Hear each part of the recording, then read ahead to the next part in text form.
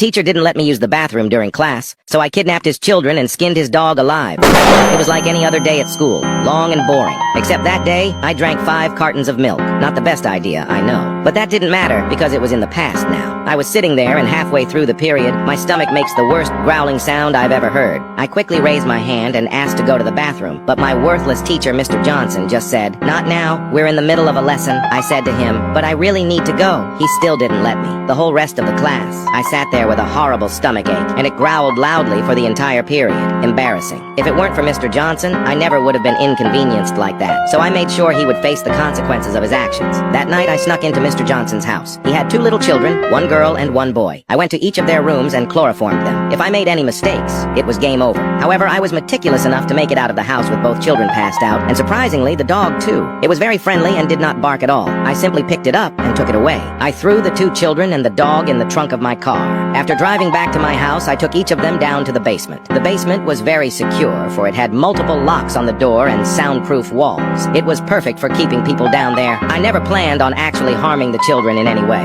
I just wanted to make Mr. Johnson suffer. However, the dog was a different story. Mr. Johnson loved his dog, even more than his own children. It was old, and he'd had it for a while. I had the perfect idea. I was able to tranquilize the dog and place him on a medical table surrounded by various medical instruments. For hours, I worked to carefully peel away the dog's skin. I managed to cut it off all in one piece. The next day before school, I stuffed it in a box and mailed it to Mr. Johnson's address. I'm sure he wasn't very happy waking up that morning to see both his kids and dog missing. At school, I could tell he was visibly worried. His hands shook while grading papers. I walked up to his desk, leaned in close, and whispered in his ear, "Little Timmy, come back." That was his son's nickname. I thought it was hilarious. Mr. Johnson just closed his eyes and looked down. Then he sprang up at me. Luckily, I was fast enough to dodge him. I backed away and he started to run straight at me. Reacting quickly, I did the only sensible thing I could think to do. I pulled out my fully automatic M16 rifle, letting off an entire magazine into his face. He was unrecognizable, and being the most hated teacher in the school, students cheered. I was sent to